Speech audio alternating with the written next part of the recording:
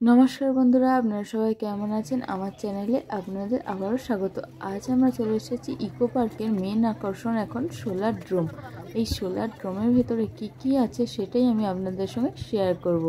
দেখতে থাকুন মিনি ব্লগটি। সোলার ড্রোমের ভেতরে এন্ট্রি ফি একজনের 200 টাকা করে। চলে এলাম সোলার ড্রোমের ভেতরে। দেখুন ভেতরে কত সুন্দর।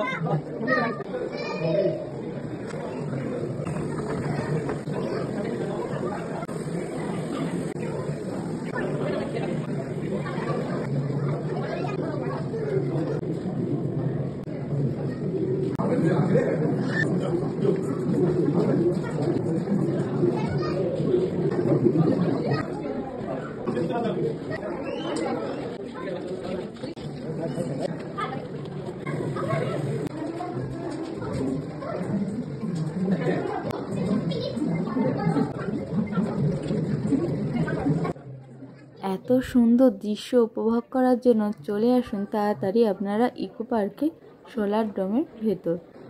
আজকের ভিডিওটা এখানেই শেষ করলাম। ভালো লাগলে একটা লাইক, কমেন্ট, শেয়ার, সাবস্ক্রাইব করে দেবেন। দেখা হবে আবার পরবর্তী মিনি ব্লগে। ভালো থাকবেন সবাই, টাটা।